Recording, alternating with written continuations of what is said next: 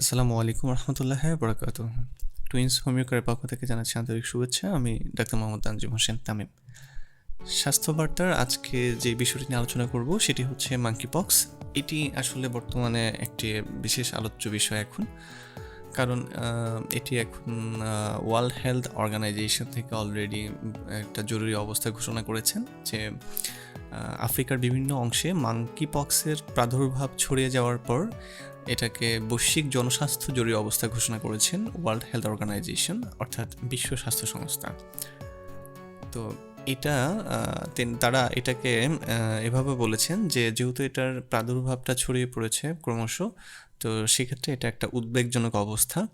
তো এটা আমরা আসলে বিভিন্ন নিউজ পোর্টালে এখন দেখে আসছি, যদিও এটার সাথে আমরা 2022 সালে করোনাকালীন একটা স্টেজে এসে আমরা এটার সাথে পরিচয় হয়েছিলাম, তখনও কিন্তু এটা আউটব্রেক করেছিল। তা আফ্রিকায় মাঙ্কি পক্স ভাইরাসের দুটো ট্রেন্ড আমরা দেখতে পেয়েছি। একটি হচ্ছে ক্লেড আই, এটা মধ্য আফ্রিকার স্থানীয়দের শরীরে বেশি সংক্রমিত হতে দেখেছি আমরা। আরেকটির ধরন হচ্ছে ক্লেভ আইভি। এই ক্লেড আইভিটা মূলত হচ্ছে মাঙ্কি পক্সের নতুন একটি ভ্যারিয়েন্ট। এটার মারাত্মকতাটাই আসলে একটু বেশি, এবং এটাই বিজ্ঞানীরা বলেছেন এটাই বেশি বিপজ্জনক। এখন যে আউটব্রেকটা হচ্ছে মূলত এই ভ্যারিয়েন্টের কারণে বেশি আউটব্রেক হচ্ছে। মূলত এটা আসলে একটি ভাইরাল ডিজিজ, সংক্রমিত একটা রোগ এটা। আর এটার অনেকগুলো বিষয় আছে। আমি এখানে যেটা বলতে চাচ্ছি সেটি হচ্ছে এটা লক্ষণাবলী কী কী রয়েছে, এটা কিভাবে ছড়াচ্ছে, এবং এটা হলে আমাদের করণীয় কী আছে। আমি যদি একটু বলি, মাঙ্কি পক্স ভাইরাসটা আসলে মূলত যে কোনো কেউই এটার দ্বারা সংক্রমিত হতে পারেন। অ্যানিমেল থেকে অ্যানিমেল হতে পারে, অ্যানিমেল থেকে হিউম্যান হতে পারে, এবং হিউম্যান থেকে হিউম্যানও হতে পারে। অর্থাৎ প্রাণী থেকে প্রাণী, আক্রান্ত প্রাণী থেকে মানুষ আক্রান্ত হতে পারে, বা আক্রান্ত মানুষ থেকে আরেকজন মানুষ হতে পারে। Anyone can get mpox. Monkey পক্সের শর্ট নেম হচ্ছে এমপক্স। তো এটা পার্সন থেকে একটা পার্সন কিভাবে ছড়াচ্ছে সেটা হচ্ছে ইনফেক্টেড, অর্থাৎ সংক্রমিত যে রোগীটি থাকে বা আক্রান্ত যে ব্যক্তি আছে তার সংস্পর্শে আসলে সেটা হতে পারে touch, kissing, or eventually intimacy, that I mean actually during sex. আক্রান্ত ব্যক্তির ব্যবহৃত কাপড় চোপড় বা হচ্ছে আপনার ব্যবহৃত সুই, এগুলো দ্বারাও কিন্তু আক্রান্ত হতে পারে। এছাড়া রেসপাইরেটরি ড্রপলেট আছে, এয়ার ড্রপলেট বলি, শ্বাস প্রশ্বাস বাবলস নির্গত হয়, সেখানের মাধ্যমেও আক্রান্ত হতে পারে। একটি আক্রান্ত অ্যানিমেলের সংস্পর্শে গেলেও এটা হতে পারে, যে কোনো প্রাণীর, যেমন আক্রান্ত প্রাণীর শিকার করলাম আমরা, সেখানে সংস্পর্শে গেলাম, সেখান থেকে আক্রান্ত হওয়ার সুযোগ রয়েছে, বা আমরা যখন রান্না করি তখন কিন্তু এটা সুযোগ রয়েছে। প্রেগনেন্ট উইমেন যিনি অ্যামপক্সে আক্রান্ত থাকে, তার নিউবর্ন বেবিও সেখানে অ্যামপক্সে আক্রান্ত হওয়ার সুবর্ণ সুযোগ রয়েছে। তো এই ধরনের এই যে কিভাবে আক্রান্ত হচ্ছে, এখানে যদি একটু আমরা সচেতনতা বৃদ্ধি করতে পারি তাহলে এটা অনেকটা প্রতিরোধ করতে সক্ষম হয়। বা এছাড়াও প্রিভেন্টিভ কিছু ব্যাপার আছে। আমরা যেমন ফ্লু টাইপ কেসগুলোতে আমরা, এটাও একটা ফ্লু টাইপের কন্ডিশন ডেভেলপ করে যখন একটা মানুষ এই ডিজিজটাতে আক্রান্ত হয়। ফ্লু টাইপের ক্ষেত্রে আমরা করোনাকালীন সময়ে খুব সুন্দর ম্যানেজমেন্ট ফলো করেছি। অনেকাংশে সেই ম্যানেজমেন্টগুলো এখানে ইফেক্টিভ, যদিও 100% না। তো সেটা আপনি যখন আক্রান্ত হবেন, কোনো একটা সমস্যায় জর্জরিত হবেন, তখন আপনি অবশ্যই আপনার নিকটস্থ একজন চিকিৎসকের কাছে যাবেন। উনি আপনাকে যা যা সাপোর্ট লাগবে তা দিয়ে দেবে ইনশাল্লাহ। তো একটুকু বলবো সেটা হচ্ছে যে কোনো একটা আক্রান্ত ব্যক্তি যখন আক্রান্ত হয়ে যায়, তার প্রথম কাজ যেটা আমি ফিল করি সেটা হচ্ছে রিসেন্টলি উনি যে সমস্ত মানুষের সান্নিধ্যে ছিলেন, কাছাকাছি ছিলেন, তাদেরকে অবহিত করা। 7 or 14 days তাদেরকে খুব সুন্দরভাবে, যেটা আমরা বলি যে নিজেদেরকে একটু পর্যবেক্ষণ করা, সেটা করলে দেখা যাচ্ছে অন্যান্য ব্যক্তিদের আক্রান্তর বিষয়গুলো খুব দ্রুত নির্ধারণ করা যায়, এবং এই নির্দিষ্টভাবে আইডেন্টিফাই করা গেলে এটাকে দ্রুতই মোটামুটি দেখা যাচ্ছে কিউরেবল করাটা সহজ হয়ে যায়। আর আক্রান্ত ব্যক্তি অবশ্যই বাসায় থাকা উচিত যতদিন না পর্যন্ত সে পূর্ণাঙ্গভাবে সুস্থ হয়, এবং এটা হলে বিভিন্ন ধরনের স্কিনের লেশনে প্রবলেম হয়। তো সেই জিনিসগুলো আসলে যতদিন না পর্যন্ত সে কমপ্লিটলি রিকভার করে ততদিন পর্যন্ত তাকে অন্যদের সাথে মেলামেশা থেকে বিরত থাকাটাই উত্তম। আর ফিজিক্যাল কন্ট্যাক্ট অবশ্যই অ্যাভয়েড করতে হবে।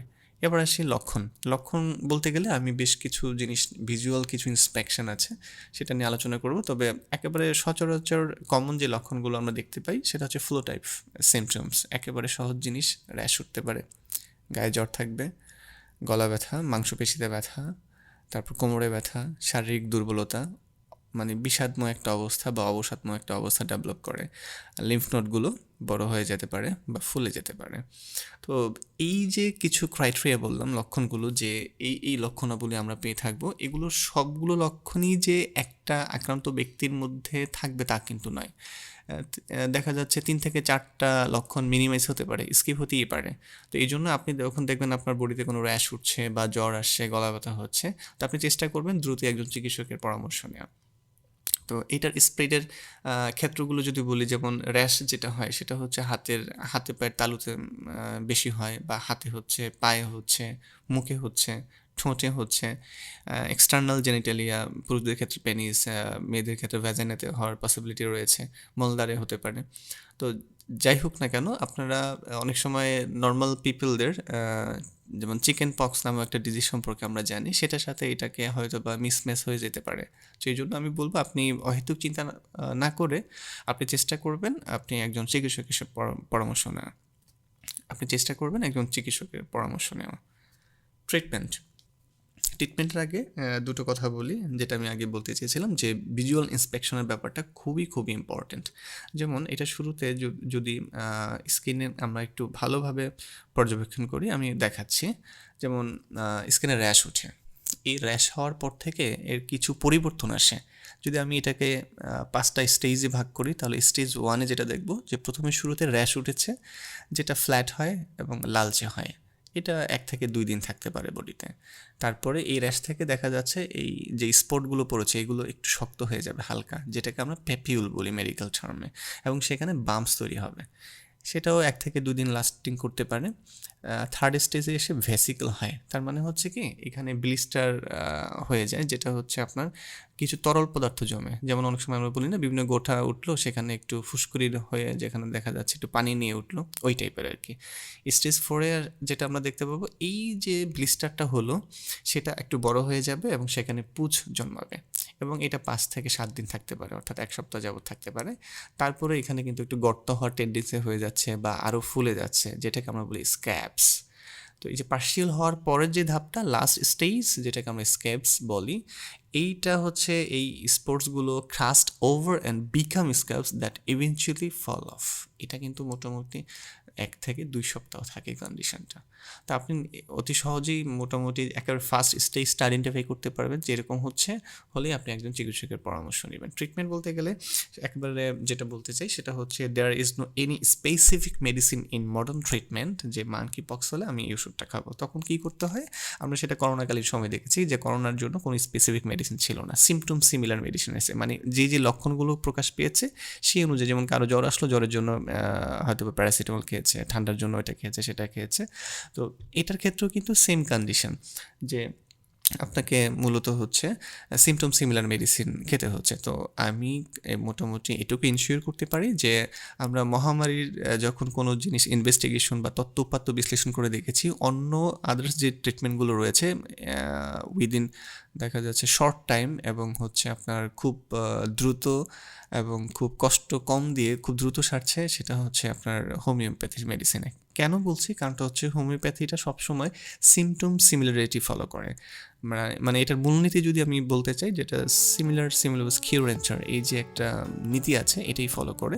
সো এই ধরনের কেসে, বা আমরা সব ধরনের কেসে কিন্তু এটা ফলো করে থাকি।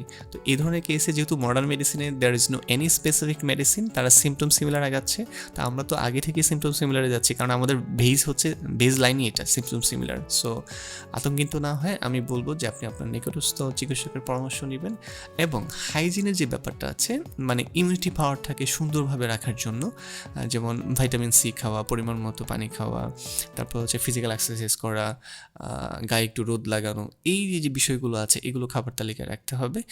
যাদের অ্যালার্জির সমস্যা থাকে কোনো খাবারে, সেই খাবারগুলো আপনারা অ্যাভয়েড করবেন, নিট অ্যান্ড ক্লিন থাকার চেষ্টা করবেন। I do hope so. আল্লাহ তাআলা সবাইকে ভালো রাখবে, সে প্রত্যাশাই। আল্লাহ হাফিজ।